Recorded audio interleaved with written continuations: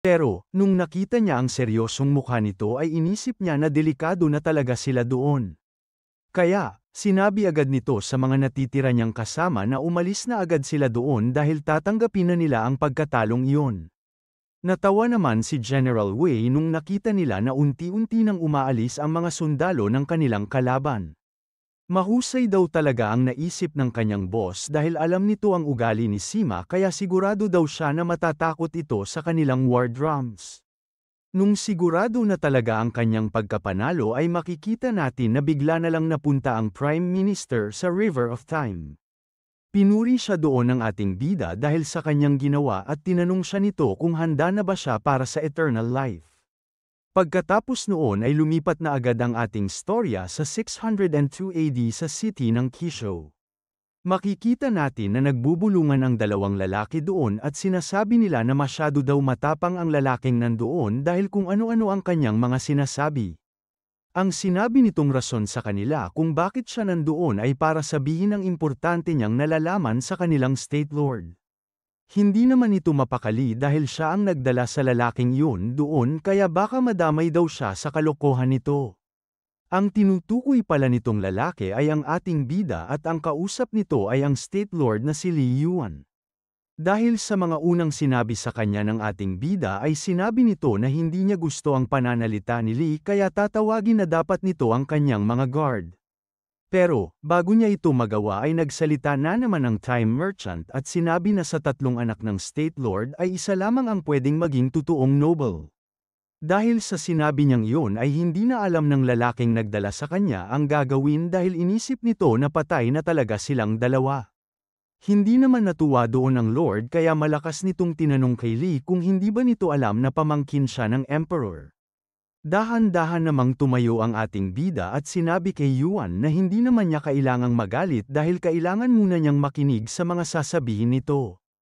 Alam naman daw niya na hindi matatawaran ang talento at loyalidad ng Lord pero tinanong sa kanya ni Lee kung ano ang gagawin niya kapag merong tao na kailangang makilala pero hindi ito nararapat.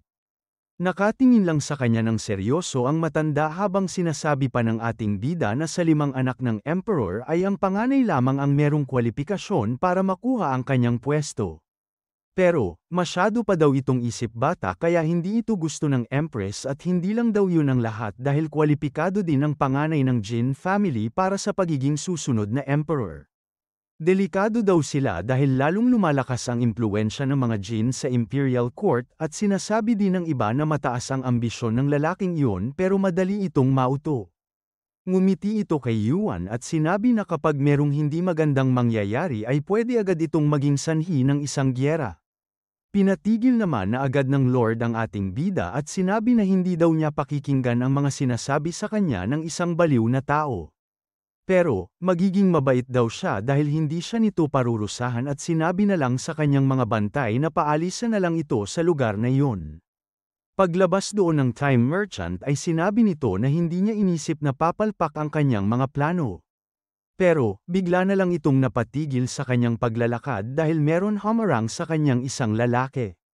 Yumuko ito sa harap ng ating bida at sinabi na siya daw ang alalay ng kanilang State Lord. Pumunta daw siya doon para imbitahan ang Time Merchant na kausapin ang kanyang boss sa kanyang bahay. Makalipas lamang ang ilang sandali ay nakapasok na doon ang ating bida at napansin agad nito ang napakaraming pagkain. Kaya, tinanong agad ni Lee ang Lord kung para saan ang lahat ng iyon. Sinabi naman nito kay Lee na kaya siya nito pinaalis kanina ay marami daw masyadong nakikinig sa kanila sa palasyo. Noong nakaupo na sila ng maayos ay sinabi na sa kanya ni Yuan na ang mga sinabi nito kanina ay kasing liwanag ng apoy. Kaya, tinanong nito kung isa ba siyang eksperto sa panghuhula at kung oo ay pwede daw ba niya itong gawin sa kanya. Tumingin naman sa kanya ng seryoso ang ating bida at sinabi na hindi ito panghuhula dahil ang ginagawa daw niya ay pagtingin sa future. Hindi naman agad naniwala sa kanya ang Lord kaya tumingin muna ito ng sandali sa Time Merchant. Nung nakita nito na hindi siya nagsisinungaling ay tinanong nito kung pwede ba niyang tignan ang future ng dalawa niyang walang kwentang anak. Dahil isang State Lord ang kanyang kausap ay hindi tumanggi sa kanya ang ating bida at sinabi pa na isa itong karangalan para sa kanya. Makalipas lamang ang ilang sandali ay makikita natin na naglalakad na agad ang dalawang magkapatid papunta sa kanilang tatay at iniisip ng mga ito kung bakit kaya sila nito pinatawag. Pagkapasok ng dalawa sa kwarto ay tinanong agad ng panganay kung bakit sila gustong makita ng Lord. Hindi naman sila sinagot ni Yuan dahil tinuro lang niya ang mga ito sa ating bida at sinabi na sila ang kanyang mga tinutukoy. Nagulat naman si Lee at ang bunso dahil nagkatagpo ang kanilang mga mata. Napansin naman agad ng bata ang salamin ng ating bida kaya sinabi nito sa kanyang kuya na meron itong kristal sa kanyang mukha. Nagsalita naman na ang time merchant at sinabi nito sa kanilang tatay na pabor sa kanila ang kalangitan dahil meron silang pagkakahalintulad sa dragon at phoenix. Dinagdag pa nito na ang isa sa kanila ay ang magdadala ng kapayapaan sa lugar na iyon at ang isa naman ay magiging isang napakagaling na general. Dahil sobrang ganda ng sinabi sa kanya nito ay tinanong ng Lord kung totoo ba talaga na mangyayari ito sa future. Sinabi naman sa kanya ng ating bida na iyon lang ang kanyang pwedeng sabihin dahil pag meron pa siyang narinig ay hindi na niya ito kakayanin. Naintindihan naman ito ng tatay kaya meron na lang sana itong huling itatanong. Pero, bago niya ito masabi ay bigla na lang nawala sa kanyang harapan ang ating bida. Dahil doon ay bigla na lang itong sumigaw ng malakas at tinanong sa lahat ng nandoon kung meron bang nakakita sa time merchant. Pero, wala na doon ang ating bida dahil nasa River of Time na ito at sinasabi niya na magkita na lang ulit sila pagkatapos ng ilang dekada at titignan na lang daw nito kung makikilala pa kaya siya ng mga iyon. Habang nandoon ay tinitignan nito ang mga dynasty na nangyari sa China simula nung una hanggang sa panahong iyon. Inisip nito na sobrang ganda itong panoorin ng personal dahil nakikita niya ito di tulad ng mga turo sa school. Paglagpas nito ng 30 years sa oras nila Yuan ay bigla na lang itong napatigil dahil meron itong nakitang pamilyar na itsura. Hindi agad nito nakilala ang lalaki dahil sa kanyang suot pero nung tinignan niya ito ng mabuti ay doon na niya nakita na ito pala ang dating emperor sa dating dynasty na si Zhuge Kongming. Natigil ito sa kanyang paglalakad dahil meron itong napansin na isang lalaki na nakatingin sa kanya sa gilid. Doon na niya nakita ang ating bida at sinabi nito kay Zhuge na long time no see. Tumakbo naman papunta sa kanya ang matanda dahil nakilala din agad nito ang time merchant at sinabi na 400 years na daw mula nung huli silang nagkita. Pero, sinabi nito kay Lee na parang wala daw talagang nangyari sa kanyang itsura dahil ganang-ganon pa rin ang kanyang mukha. Nakangiti namang sinabi sa kanya ng time merchant na ang napakaraming taon na yun ay para lamang ilang segundo para sa kanya. Naalala naman bigla ng dating emperor kung saan siya nanggaling at kung ano ang lahat ng kanyang mga pinagdaanan. Pero, naging ayos naman agad ito at sinabi na natuto na siyang mag-adjust at masaya na siyang namumuhay sa bagong dynasty na Tang Dynasty. Kung ganun ay tinanong siya ni Lee kung pwede daw ba siya nitong ilibat sa lugar na yon. Pumayag naman agad ang matanda at sinabi na hindi naman niya pwedeng pabayaan na lang ang kanyang boss. Isasara na daw muna nito ang kanyang business para ipakita sa kanya ang mga bago sa Tang Dynasty at para makainom na rin sila at magkamustahan. Sa ibang parte naman ng lugar na iyon ay makikita natin ang dalawang lalaki na naglalakad at sinasabi ng nasa kaliwa kay Chunfeng na gumanda na daw talaga ang kanilang lugar. Sumang-ayon naman sa kanya ang lalaki at sinabi na ito na talaga ang simula ng Golden Age at sigurado daw siya na makikilala ang Tang Dynasty sa future. Ang kausap pala nito ay si Li Shiman, ang anak ni Li Yuan na kausap ng ating bida bago siya pumunta sa panahong yun at makikita natin na meron na lang itong mahigit 21 days na lifespan. Natigil naman bigla ang kanilang usapan dahil napalingon ito sa mga naglalakad dahil parang meron daw siyang namukhaan. Nakatingin ito sa likod ng ating bida at inisip niyang mabuti kung saan nga ba niya ito nakita. Pagdating sa isang restaurant, makikita natin na nakapag-order na doon sila Lee at nag-uusap na habang nag-iinom. Sinabi nito kay Zhuge na kaya daw siya pumunta sa panahong yun ay para humanap ng isang magaling at talentadong tao. Na-curious naman agad ang matanda kung sino ang gustong kuhanin ng ating bida kaya parang gusto rin daw niya itong makilala. Natigil naman bigla ang kanilang usapan nung dumating doon si Chunfeng at sinabi na ang hirap daw nilang sundan. Kaya daw siya nandoon ay napansin daw sila kanina ng kanyang boss at gusto daw sila nitong kausapin. Pero, pagkadating doon si Shimon ay bigla na lang ginamit ng ating bida ang kanyang kapangyarihan. Hinihingal nitong sinabi kay Chunfeng na hindi niya daw alam na sobrang bilis pala nitong tumakbo. Tumingin na rin ito sa mga tao doon para maalala na niya kung sino ang lalaking nakita niya kanina. Pero, wala na itong inabutan dahil mabilis nang umalis sa lugar na iyon sina Lee. Inisip naman agad ni Shimon na mukhang mali daw ata ang kanilang napuntahang lugar. Alam naman ni Chunfeng na nakita talaga niya ang mga tao doon kaya inisip nito na mukhang meron siyang kakaibang nakita. Pero, hindi naman ito naniniwala sa mga espiritu kaya nanghingi na lang ito ng tawad sa kanyang boss at sinabi na mukhang namalikmata lamang siya. Dahil sa nangyaring iyon ay parang naalala na nito kung sino ang kanyang nakitang lalaki kanina. Kaya, tinanong nito si Chunfeng kung nakakita na ba siya ng tao na hindi tumatanda kahit na lumipas ang mahigit 30 years. Pagkadating ng gabi ay makikita natin na nasa Imperial Astronomy Bureau na si Chunfeng dahil doon ito nagtatrabaho.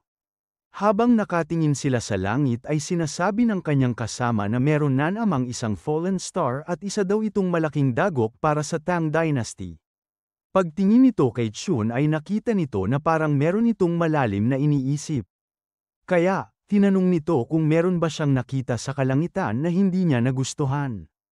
Seryoso naman itong sinabi sa kanyang kausap na nakita daw niya na merong ang fallen star at yun daw si Chancellor Du. Pero, ayon sa kanyang mga nakikita ay para daw itong naging isang magandang balita kesa sa isang dagok. Ito pala ang kanilang trabaho dahil sa panahong iyon ay sikat ang mga manghuhula at ang mga tumitingin sa kalangitan para tignan ang future.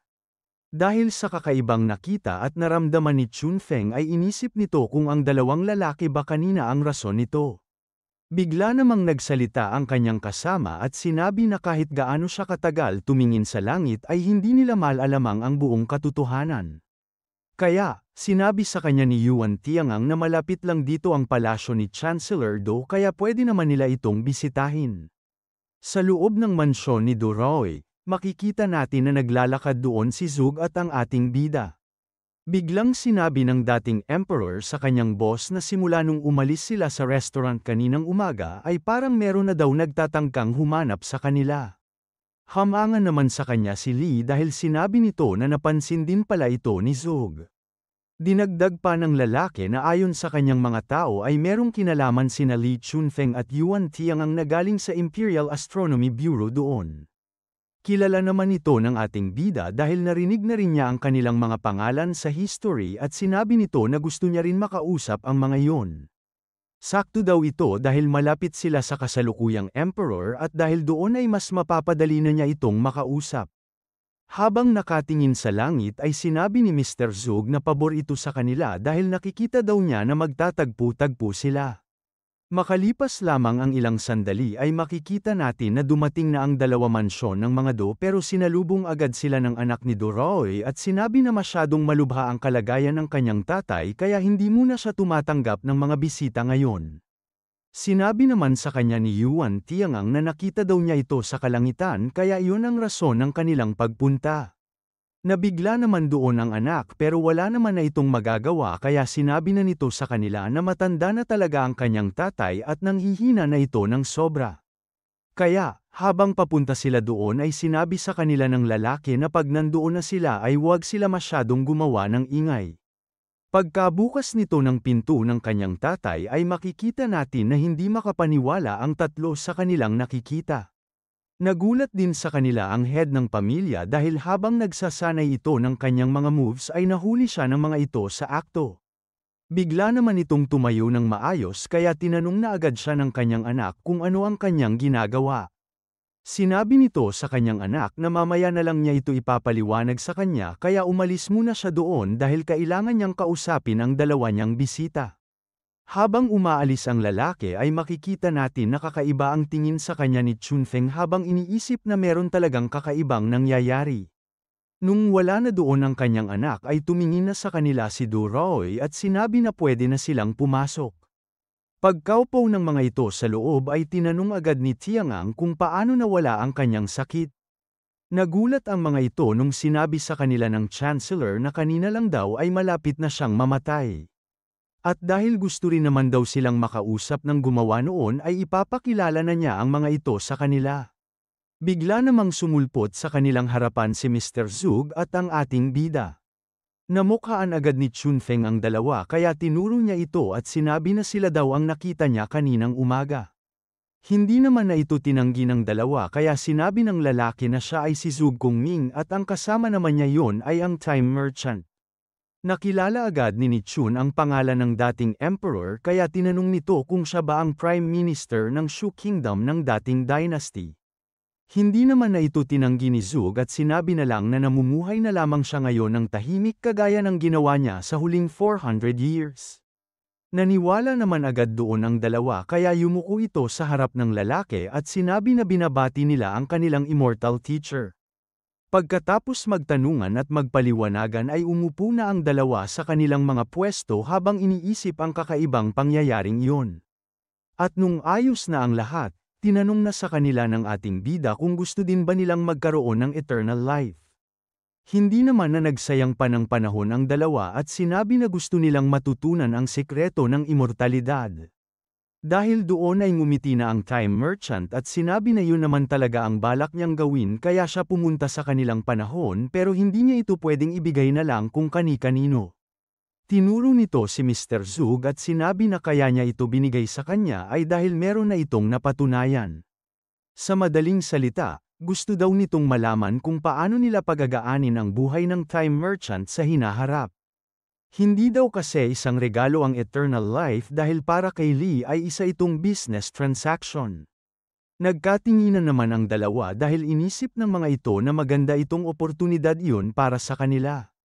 Kaya, sinabi nila na kung nagawa ito ni Mr. Du ay kakayanin din daw nila itong patunayan.